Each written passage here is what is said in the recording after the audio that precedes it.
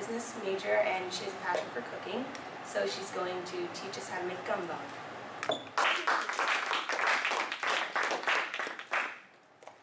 Okay, my name is Shawna Faul, and hopefully I'm going to teach you how to make gumbo.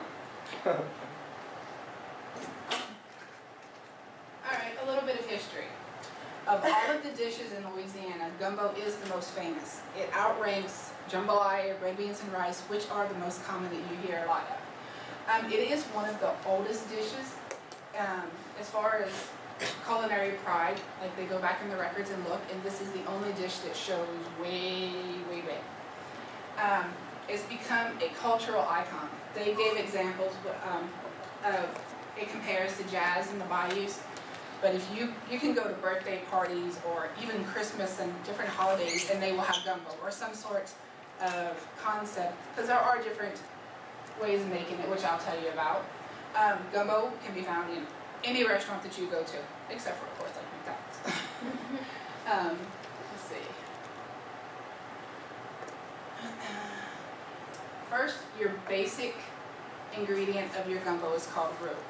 And it sounds very disgusting, but you take equal amounts. If you're making a gumbo that's really big, you'll want more, but like for just a household size, you do like 1 cup of flour and 1 cup of oil. You mix it together in a Magnolite pot, and they use the Magnolite because it heats evenly, and you just keep stirring it until it gets to the consistency that you want. Let's see, here you go.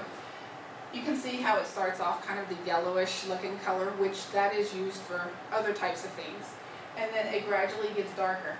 And the darker it is, the better flavor it has.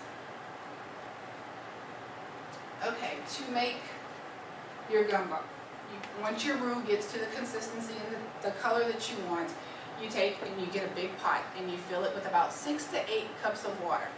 And you take and you add 1 or 2 tablespoons at a time, and you make sure that you mix it real good to where it dissolves, because I'm going to tell you, my husband made a gumbo one time and there was a big clump and we thought it was chicken. Roux is very bad if it does not dissolve completely. You add that in and your water gets the color that you want it. Usually a medium brown is really good. You add all your seasonings and everything, and you can either you can cook the meat that you want to add to it, or you can just throw it in raw. If you throw it in raw, you'll have to cook it a little bit longer, but it really picks up the flavor. Let's see, after you add everything, you bring it to a boil, turn it down a little bit, and you just let it simmer.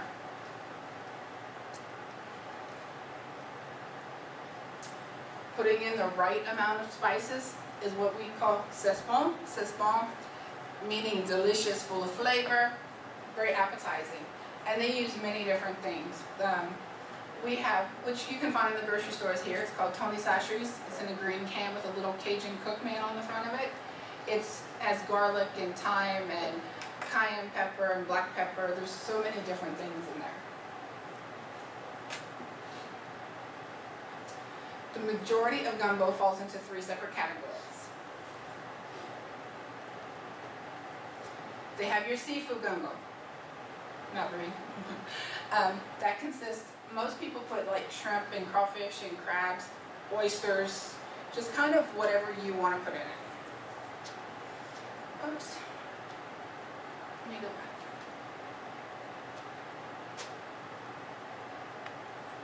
This is the one that's made at my house. It's just chicken and sausage. You have onions and garlic and different seasonings, but it's just your basic, and it's, as you see, it's served over rice. And then they have a meatless gumbo that is for vegetarians, and this is used a lot around Lent. Louisiana they have a lot of Catholics that follow Lent, so they do just the vegetables.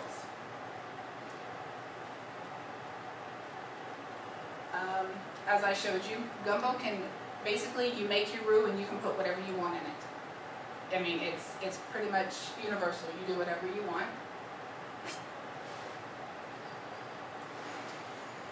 We like to have it with a side of potato salad. It's just kind of, it goes together like fried chicken and mashed potatoes.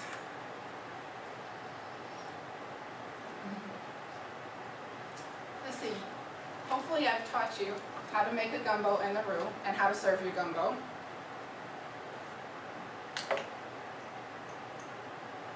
And remember, laissez les bons temps rouler, which means let the good times roll. Any questions?